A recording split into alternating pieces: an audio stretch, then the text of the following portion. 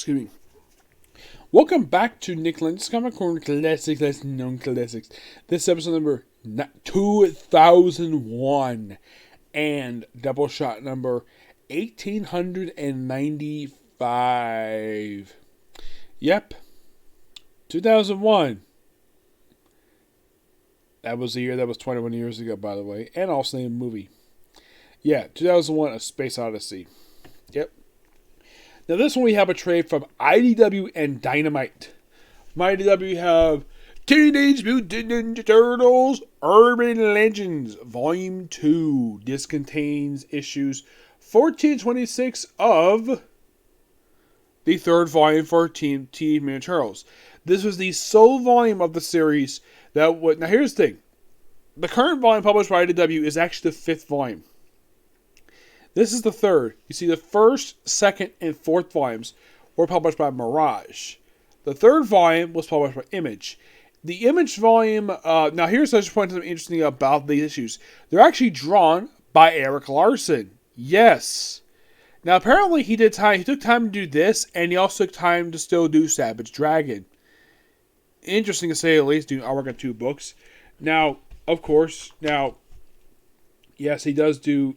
artwork by Frank Francisco, but I think at the start, basically, it was by him, but later on, I think they added Eric Larson, the artwork.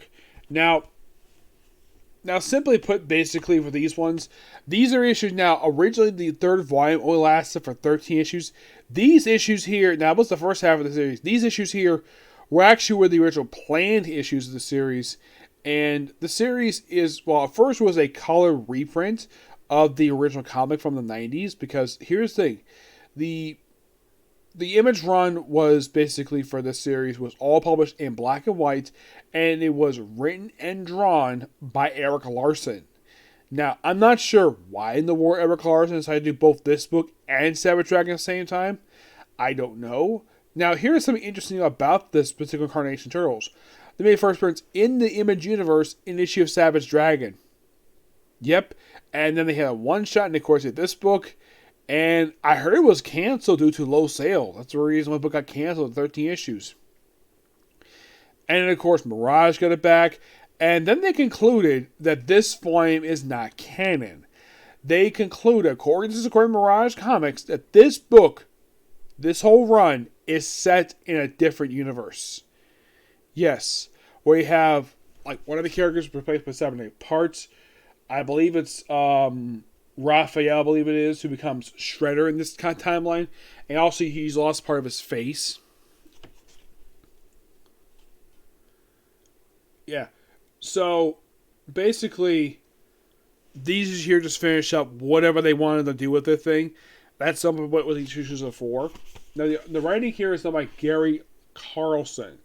That's who does the writing here. At first, it was done by, well, this other guy. Then, of course, Eric Larson takes over for the later half of this run. There are these issues here. But it most likely fighting the Triceratons. Also team a couple of characters from the Savage Dragon series, which I'm quite interesting. Now, is this run terrible? In my opinion, no, it is not. Now, I will eventually get my hands on Volume 1, but this book, I think it's pretty good. I give this book a 9 out of 10. I've heard some people describe this run as really bad. Oh, here's basically an example of basically the weirdness of this run. Like, here you go. Like, one turtle, I think this is supposed to be Leonardo lost a hand. Donatello's a cyborg. Raphael basically lost part of his face. And so did Michelangelo. Yeah. For some reason, they had weird stuff happen to them. And my guess is Mirage was not very happy with this run. So they decided to conclude that this is not canon. All because they didn't like it. Now, the other time I've seen this happen where the original company, or at least basically who gave it a license per se, to publish this stuff where they didn't like it and declared it not canon. The only time I've seen this happen was with G.I. Joe, where Devil's Due had a continuation of the original Marvel run, except for Relaunch number 1. Now, here's the thing with that run. Devil's Due did some weird things with the book, And apparently Hasbro was not very happy with Devil's Due. So, like in the case of the Turtles with Mirage included the run published by Devil's Due, which was an imprint of Image, as non-canon. Basically, they considered the IDW continuation as the true continuation of the original Turtles run. Alright, next up it is Ian Fleming's James Bond Hammerhead. This is a 6-issue miniseries written by Andy Diggle. Yes, Andy Diggle. I believe this is like one of a couple books he did. Now, like usual, of course, you have basically Bond participate mission. Then we have the... Takes a little bit for the get the actual cover page. The actual credits page. Yes, Andy Diggle is the writing with Lucia Casiglia as on the artwork. The cover artwork here, you see in the tray here, the collection cover artist is Francesco Fracovia. He's also the one that does the covers for the individual issues themselves. Now, mostly put, this is another mission for James Bond. Like, track this guy named Kraken, learn to be with a woman, have sex with her. Yes, have sex with her. Yes, name these two in bed.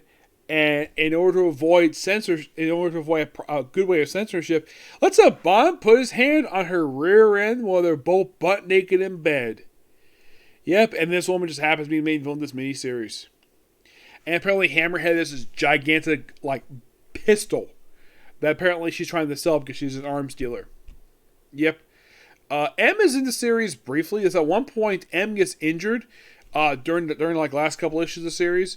But this definitely was a definitely good miniseries. And I'm going to give this book roughly a 9.5 out of 10. Yep. Now you might be curious to, okay, since view of this, like, well, I have reflection. Now, I do have another James Bond trailer to discuss in a later video. Like, you probably think, okay, like, is there anything you really left to discuss at this point? There's a few more James Bond books left to discuss for, well, his time at Dynamite.